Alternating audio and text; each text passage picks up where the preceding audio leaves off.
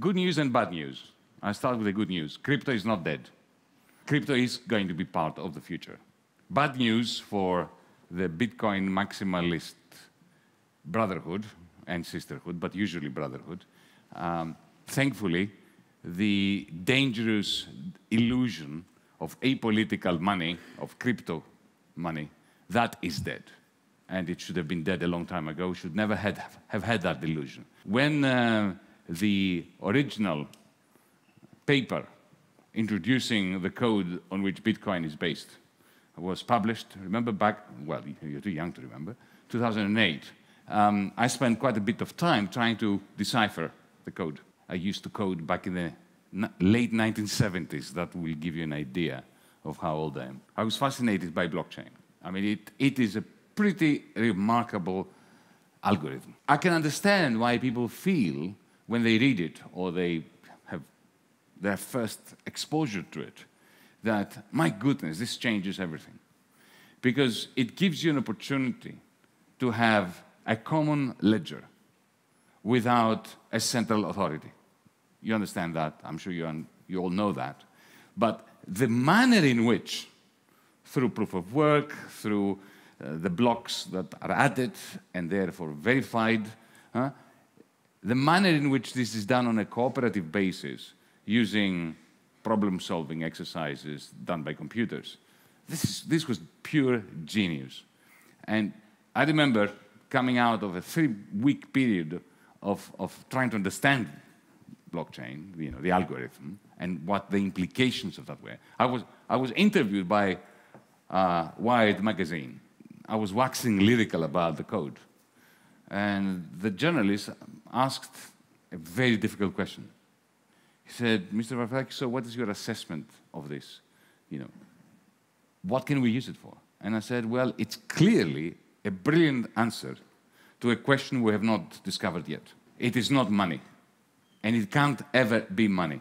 So now you will allow me to spend the rest of the time I have with you to explain why it can't be and it shouldn't be money, why it cannot be money and why it shouldn't be money. It can be all sorts of other things. It can be a remarkable system for keeping a common record of transactions, of contracts, which is decentralized, where all participants have equal authority over the bookkeeping. That is brilliant. Money, it cannot be. If you think that Bitcoin can be money, rather than an asset, rather than a speculative asset, then you haven't really understood what money means under capitalism. In another system, post-capitalist system, maybe. But I find it very difficult to envision a post-capitalist system, and particularly the kind of money it will have. I mean, I've tried that. I wrote a science fiction novel 2 years ago called Another Now, let me plug it, in which blockchain plays a role in a post-capitalist democratized society. But that's, for the realm of fantasy, of science fiction. It's very important. I'm a great supporter of science fiction. But under capitalism, there can be no crypto money replacing fiat money. The main reason is that the quantity of money has to be adjustable. Think pandemic. We had a lockdown. Right? If the political authorities, the central banks, did not have a capacity to create money from nothing, then yes, the pandemic was harsh on us, especially on young people, especially on those on precarious jobs, the low-waged. But imagine how much worse things would have been if we had a fixed supply of money, or a supply of money which could not be expanded rapidly as a result of a political decision. The one time when we have historical records of what happened when we had a fixed supply of money, an apolitical quantity of money, was 1929. Now, I wasn't even alive then. But you will have heard of what happened in 1929. You had a crash of finance, similar to what happened in 2008. And the monetary authorities were wedded to this dangerous fantasy that there can be such a thing as an exogenous apolitical supply of money. Back then, it was called the gold standard. It was the idea of tying the quantity of paper money to a fixed apolitical quantity of some metal called gold, right? The result was the Great Depression. The fundamental difference between 1929 and 2008 was in 2008, that fantasy had been dispelled with. Now, I can understand Bitcoiners and cryptocurrency fanatics, maximalists I call them, saying, but Yanis, you spent your whole life fighting against the exorbitant authority and power of unelected bureaucrats or oligarchs in the Central Bank of Europe, in the Fed, in the Bank of England. It's true. The reason why I'm mildly well-known was because in 2015, I clashed with Mario Draghi, who was then heading the ECB, because my criticism of them is not that they have the power to expand and to contract the supply of money, but the way they use it. So we must not throw the baby out with the bathwater. We need political authorities that have the capacity to expand and to contract the supply of money in response to economic upturns and downturns. We need that. What we must do, and this is my hobby horse, my ideology, my political project, if you want, we need to democratize that central power. So, if you want to be an anarchist, be an anarchist. But then, you must make a strong case for the demise of the state. Not just the central bank, not just fiat money. If you really want to be an anarcho-syndicalist, go for it. I mean, I have friends who are anarcho-syndicalists, too. And I love them, and I adore their commitment to doing away with the state. The idea that you can keep the state and simply democratize money through decentralization is just bonkers. To my friends of a libertarian disposition, who are very excited when they read the blockchain code, I understand your antipathy towards central banks, towards central authorities, state power. I dislike the state. I dislike the state because I dislike any concentration of power which is unaccountable and unanswerable to the people. But equally, I despise the central authority of Google, of Facebook, of private sources of concentrated power. I don't care whether we are being oppressed by a state or by Jeff Bezos. If you dislike concentrated authority, you must dislike them equally. Decentralizing money through something like Bitcoin simply creates Bitcoin oligarchs. It is not a safe route to democratizing money. So there is a role for crypto in transforming society, democratizing society, but it's not going to happen if we simply replace fiat oligopolies with Bitcoin oligopolies. Thank you very much.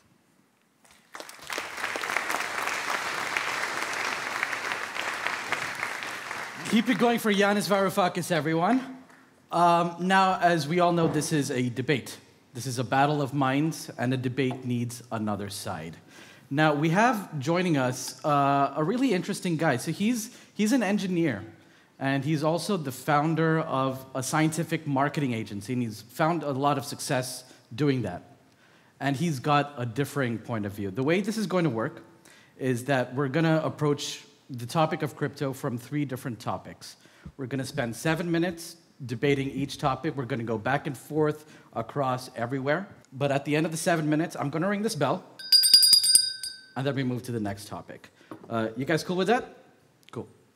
In the last 10 minutes, I know you guys are all fired up. In the last 10 minutes, you will have the chance to ask questions. There's going to be a Q&A. So please welcome to the stage Yanis Varoufakis' opponent, Viktor Tábori. Welcome to Brainball. Hello, opponent. Hello. Now fight or make out. He's trying to turn us into opponents. We're not really. All right, so the first topic is crypto is dead. I already said it's not dead. Yeah. Well, I want you to have the chance to talk about I have the different opinion on that, because if you look online, you find like at least 400 times Bitcoin already died. And it was banned in China like 30 times at least. So they try to kill crypto over and over and over again. And what I would like to do now, like in 2 minutes maybe, if I can do that, it's like clarify a few things, right? Because most of the people get it wrong, or maybe don't really understand what Bitcoin and blockchain is. So you have to understand two things. They sound complicated, but I promise it's not, okay? So you can understand how a car works without being able to build one from ground, right? So okay, now I'm listening. Yeah, so the thing is, one is like a private public key encryption. What it means is basically what your signature is. You can sign any paper, and anyone can basically verify that you sign it, and it's really hard to fake it. So if someone else is writing your signature on a paper, it's hard. So that's in the digital realm, they use this public and private key encryption. So you have a private key, and you have a public key which is shared, and then everyone can check basically whether you really did what you did. And why is it important? Because if you sign a transaction, then nobody else can fake it. So if people talk about like, okay, maybe Bitcoin is going to be hacked, or the blockchain going to be reversed, so you hear these kind of things, you don't have to be too worried about that. Because what's happening is basically Bitcoin, if you ever use Excel, then blockchain is just a table, an Excel table, and each line is a block, and each block contains different transactions. So I want to send some Bitcoin to Yanis, I sign the transaction, send it to the miners, and they start to work on basically creating a new block. And how do they do that? They use something called hash. It sounds extremely complicated, but if you have ever used some function in Excel, then you can understand what a hash function is, because it's basically works almost like the same as a sum function. So if you add like 2 + 2 + 2 is equals 6, so you can add any amount of input together and you get one output. So that's what a hash is doing. And also it's deterministic. So for the same input, it gets the same output, right? So you use the same numbers, you get the same summary, right? And also it has one additional property, which is it's hard to do in reverse. So for that reason, it's quite hard to do it so for a sum function, for example, if I say the summary is 6, I can produce lots of inputs which end up being as a summary as 6, right? But for a hash function, if you change just like one bit in the information, the output changes in at least, on average, 50%, right? Because otherwise, someone could be able to hack this hash function. Why is it important? Because when a new block is produced, then what the miners do, they don't do a puzzle, they don't do complicated stuff, they just run a hash function. There's a number they just rotate, and they try to find a small hash. So for example, out of 1,000, coming up with a random number smaller than 100, it's a 10% chance, right? So the smaller the number, the smaller the chance that you can produce it. So why is it important? Because capacity of the miners increase, the difficulty is increased. So the smaller and smaller hash has to be found, and that's basically what the miners do. So you can understand that hash is basically just compressed number, and it's quite random based on the input, but it's deterministic, right?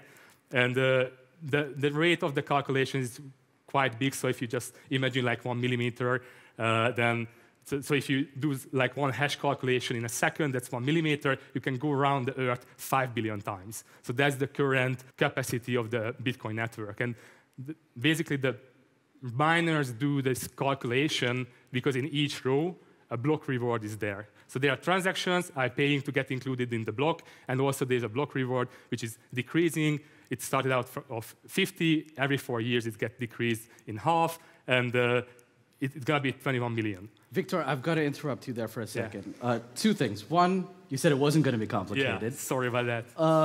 Two, Yanis, what does this bring up for you? Does this sound like just hype nonsense and dangerous, more importantly? No. This is the mechanics of Bitcoin. This is exactly how it works. The question is, what does this have to do with money? Right? I mean, this is a decentralized ledger where every participant keeps the record just as powerfully as any other participant. And this is very useful, very interesting. The point I was making is it's not money. It can never be money, and it would be a disaster if it became money. And you're right. I mean, everybody has been, everybody. All sorts of opponents of Bitcoin have been declaring it dead now. But the point I'm making is that it never became macroeconomically significant, never. When it was tried in El Salvador, it was a complete catastrophe. However, it has given us many other ideas. So Ethereum, for instance, right, is a very interesting alternative to Bitcoin, because there you don't have a pretense that you are replacing the dollar or the euro or your currency. There you have a very smart system by which all sorts of contracts and digital assets can be exchanged. So back in 2015, when I was in the Ministry of Finance, I was planning a system for creating what I call fiscal money to assist the Greek state and the Greek citizenry in having more liquidity by using the euro as a basis, but I'm not going to give you the technicalities, but employing blockchain to create transparency for this system that assisted the Greek state in the dispersal of euros. So crypto is alive. It will have a very good future in adding to our toolbox for doing important things that we're not doing now, but it's not going to replace the euro, the dollar, the yen, and it shouldn't. I basically agree with that it's currently not replacing it. It's an asset class on its own. And yeah, so all in all, it's a different thing. And there are basically battle of narratives regarding Bitcoin, because it started out like peer-to-peer cash, digital cash system, right? So you can pay peer-to-peer digitally. So that was the original vision. Then Bitcoiners came up with the idea of digital gold, so a shiny rock basically, digitalized, so you can easily transfer. You just have to have your private keys in your head, and you can cross borders with millions of dollars worth of value inside your head. So that's what they come up with. And then they come up with the inflation hedge narrative. So they say, okay, it's going to basically work as an inflation hedge. And currently, we don't know whether it works like that. Currently, it works exactly like any kind of risk asset. So as the global macro market is tanking, crypto is also tanking. But that's the current state. So like the It's not a good hedge. Yeah, but I think that takes us to a good point, because that was the end of round one. Let's look at topic two. Mm-hmm. Crypto is creating an unstable economy. You're talking about the definitions and the narratives changing so much. Crypto is creating an unstable economy. Yanis, would you like to speak on this? No, it's not creating an unstable economy. The economy is quite unstable without the help of crypto. Okay? And crypto is not macroeconomically significant. I mean, if you look at the total value of all cryptocurrencies, which it has shrunk, but then it will go up again, it really doesn't matter. It's nothing. It's nothing. When you have central banks that can create, tens of trillions of dollars like that, the crypto market cannot destabilize that. Globalized capitalism is a very unstable beast. It produces instability in the same way that Apple produces iPhones. So no, I mean, this is all baloney. It's just propaganda. What I think matters is two things, very briefly. Yeah, Number one, that we should kick out of the crypto world the scam artists that con people out of their money, okay? Because there are lots of vulnerable people who think that they're going to make it rich simply by putting everything they have, their energy, their money, into crypto. And there are lots of scammers around. We need to kick them out. Secondly, find good uses for crypto. Tell me about crypto scamming. Tell me a little bit about this and how it creates uncertainty in people and its contribution to the economy. I would approach this from a different angle. So what I think crypto is doing is a scalability solution. So there's no central trust authority you have to trust. Basically what it does, it allows more people to enter an arena, right? Mm. So the barrier to entry is much lower because you don't have to have like financial authority approval to do something. It has positive and negative side, right? So scammers can use it for the upside to scam people, but also people can do, like high school students can do like saving accounts on different blockchains, right? So, and I guess what... You're talking about it lowering the entry barrier. Right, because if you want, I mean, it's still high, right? But it's still much lower than creating a bank and getting a banking license. So if you, like, 14, imagine you're 14, it's like, for you to acquiring a banking license is impossible, right? But learning, even though it sounds difficult, but there are Discord groups, there are websites, there are videos. For you to learn how to program blockchain, it's not impossible. It's not that complicated. Obviously, it's not easy, so it's not like drawing on a paper, but it's still doable. So what I think, and generally what propels humanity forward is technological innovation, right? So that's why fewer and fewer people have to work in agriculture, for example. And innovation stems from competition, competing ideas, competing people. Technological innovation generally propels humanity forward. So that's kind of like automatization, using smarter things, using higher yield crops, and all those kind of things enables humanity to work on different things. How is this connected to crypto? What I'm saying is, crypto, what it does is enables innovation by lowering the barrier to entry. Why is this related at all to agriculture? Sorry? It lowers the barrier to entry for programmers who could get in there and create mechanisms for keeping records. But why is this related to agriculture? No, it isn't. It's related to technological improvement and innovation. Of agriculture? How? Sorry? If you're a farmer in India, why is crypto helping you? I don't talk about blockchain enabling agricultural tech to So improve. Let's take agriculture out of this conversation, right? Yeah. So I'm not talking about that improving agriculture. What I'm saying is the parallel is what happens if you enable technological improvement and bigger competition within the arena of innovation, right? Sure, that happens because you have young people like you who are programming blockchains, and then suddenly they find themselves in demand. Wall Street wants to employ them because they use, Goldman Sachs, JP Morgan, so on, use crypto in order to reduce the costs of keeping records with their clients and so on. But my great concern about scam artists, because you were asking about scam artists, is you've got these promises of stable coins, for instance, which are currency boards. They say that this is not Bitcoin, it's Luna or Terra or whatever, or stablecoin, and they claim that if you put your money in there, if you use €1, $1 to buy one of those stable coins that is supposed to be pegged to the dollar or the euro, right?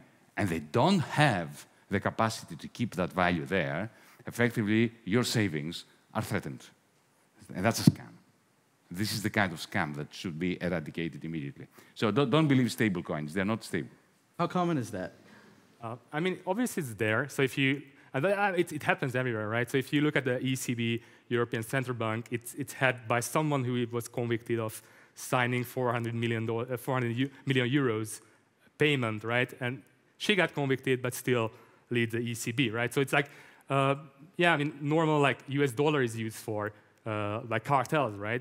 So yeah, it happens in crypto, and obviously like Luna and those kind of things, promising high yield and basically operating unsustainable Ponzi schemes, it's a bad thing. But I wouldn't like say that all stable coins are shit coins, right? Because they are. And they are, and I'll tell you why they are. Because a stable coin, what it promises is this, that if there is, 1 billion worth of, dollars equivalent in a stable coin that you and I can create, and we promise people there that we already have 1 billion of actual dollars in order to have this correspondence between the dollar and the stable coin, which is supposed to be worth $1 each, right? Who oversees us? Who is going to be the one who can verify that we do have the 1 billion real dollars? And USDC and only state authorities can do that, right. Which defeats the whole purpose of cryptocurrencies. So all stable coins are a scam. Gentlemen, by definition. I do have to cut you off over there. That was the end of round 2. God, it's getting heated in here. I love it. And it's not just the lights. So let's move on to the third topic. Crypto is destroying nature. Victor, I'd love to hear what you think about this. Obviously not, but it's a popular belief that basically energy consumption equals emission, which is not true. So in Bitcoin's case, for example, 40 to 70% is already renewable, and there's a lot of hydro power which is like wasted. So if you imagine like thousands of you are sitting here, and that's the total production of energy in the whole world, then 1 seed is produced or consumed by Bitcoin currently, right? But 250 seeds are wasted. And for example, if you just like extract oil, there's some gas that basically comes to the surface and they have to burn it. And if you put an electric motor there to turn it into electricity, you can decrease methane emission by 96%, CO2 emission by 60%. So what Bitcoin mining does is just a small part of the whole crypto thing, but still a major player. They are incentivized to either way use green energy or energy which is otherwise wasted. You can't possibly be saying this. You cannot possibly be saying. Think of all those huge server farms, you know, mining bitcoins, okay, on the basis of electricity, which is not renewable.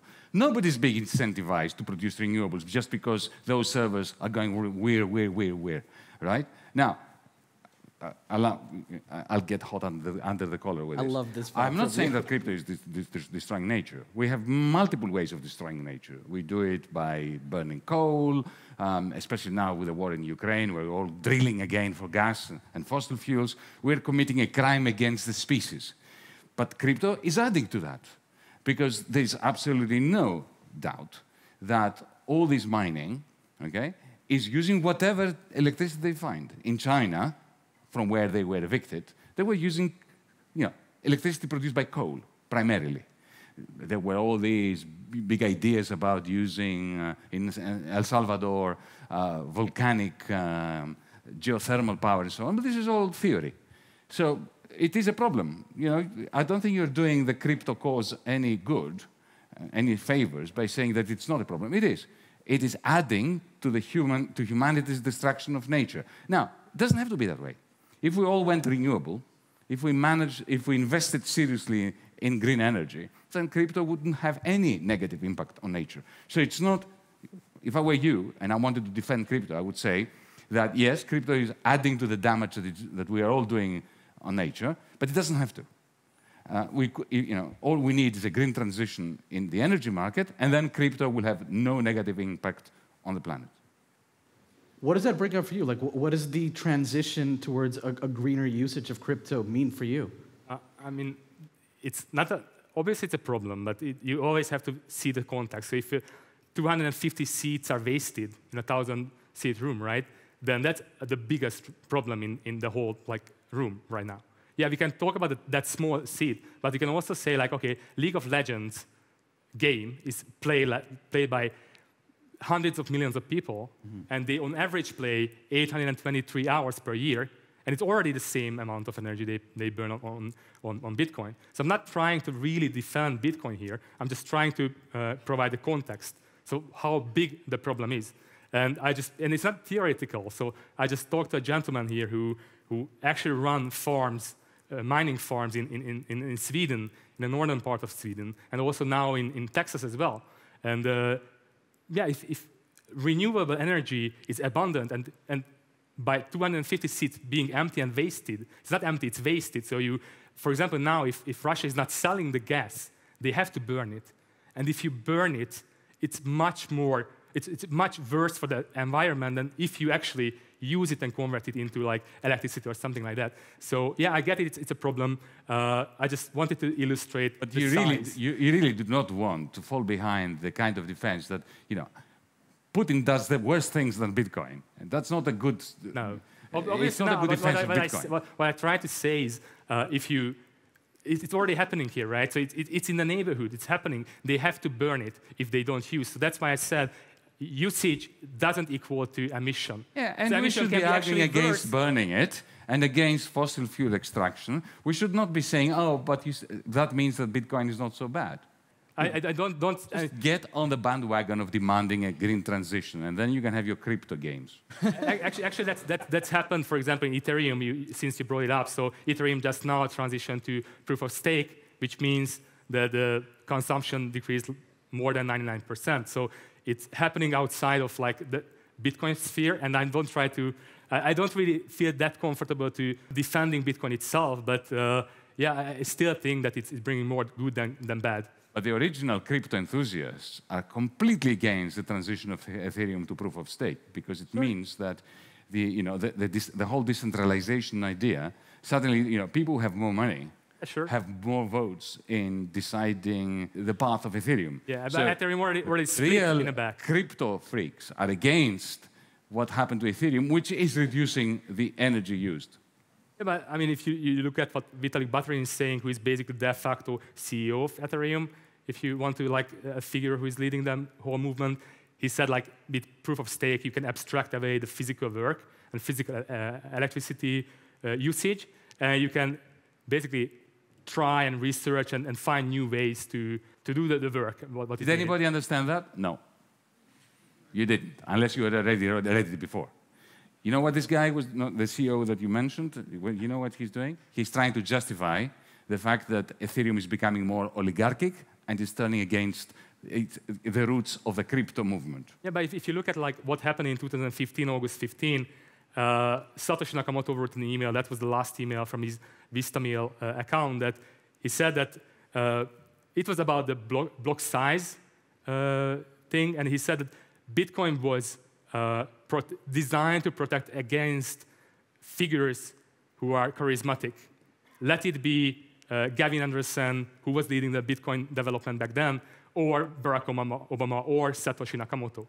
And what he said, if this happens, so a charismatic leader takes over, then the whole experiment dies. In ancient Athens, we had a better idea about what to do with people who were overly charismatic. We ostracized them. In other words, we send them into exile. Maybe we should do that. I'm only saying that because the time has to run out. Oh, this guy's getting salty. I love it. All right, that was the end of round 3. Give it up for our speakers over here. Okay. Now comes question time. So I know you guys seem fired up. So if you have a question, please raise your hands. Our volunteers will find you. They'll hand you a megaphone. Speak into it. We have a gentleman up front over here in the 4th row. You have introduced the notion of digital feudalism some time ago. Where would you position the Bitcoin and all this theme in that scheme, in that well, thank you. I'm writing a book now called Techno-Feudalism. I'm supposed to finish next month, so you're just piling the pressure on me. No, my concern is not so much Bitcoin. Look, you can see that I'm quite relaxed about crypto. I like aspects of it. I don't think it's destroying the world. I don't think it's dead. But I don't think it's as significant as all this hype is making it. My notion of techno-feudalism is Amazon.com.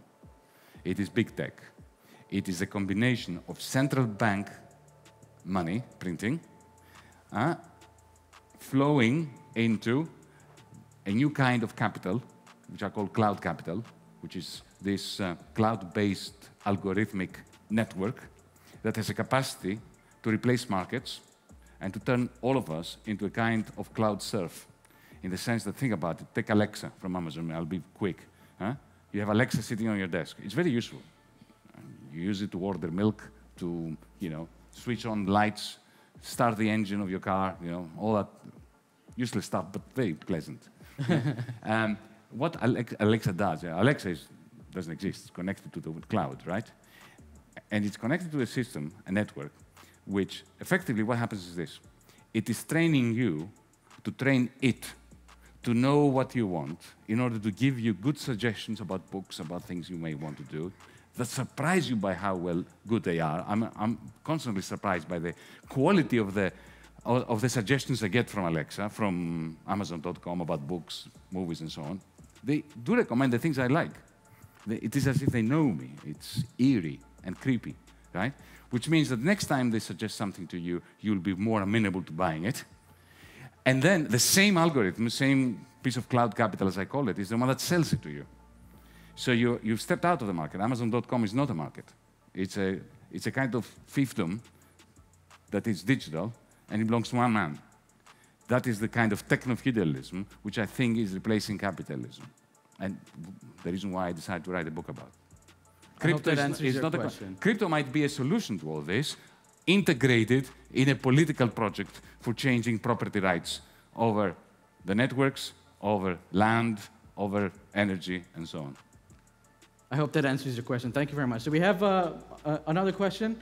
Right here, front row, yellow sweater. Blockchain itself is quite an interesting and useful technology, and we may find new uses for it. Not that long ago, some people thought that they found a new and interesting way of implementing crypto in the form of NFTs. I want to hear both of you guys' takes. Fortunately, in my opinion, that bubble popped already, seemingly. But I really want to hear both of you guys' opinions if NFTs as they are. NFTs. NFTs, go ahead. Non-fungible tokens. So if you talk about like the market itself, so in my mind, the market is not the underlying asset itself. So the market can be in a bubble stage, it can pop. Obviously, that's what happened and what you see. But the underlying technology is quite new. And if you just look at the home registry or real estate registry, that would be a perfect fit for this usage because blockchain is already transparent. Anyone can verify who owns a particular home, what happened with that home, who took out loan for that house. So for me, in my mind, yeah, obviously the pricing collapsed, but it doesn't mean that NFTs are going to go away. Look, I don't think it's a good analogy, the phone and crypto. The phone was just a remarkable revolution technological in the sense that it allowed you to be in the same room with somebody who was in another continent. Crypto is offering a way of doing things that we were already doing differently and potentially better. Okay? So it was a revolution in the sense that for the first time it created a ledger that could be commonly policed, verified, yeah? But it was not transformational in terms of the human experience. As for NFTs, look, I think that if Zuckerberg gets his way and we have a metaverse, then the NFTs will be very useful. I mean, I'm not interested in buying a string of numbers that gives me, what? Bragging rights, that, you know, I have the only sequence of numbers under my own property rights. Huh? If I can't have the painting itself and make sure that I'm the only one who has the painting. But if we move to the metaverse, then yes, it could be, because those numbers are the painting on my wall and then nobody else has it. But I hope that we will never move to Zuckerberg's metaverse. Thank you very much, Yanis Varoufakis and Viktor Tábori. Thank you.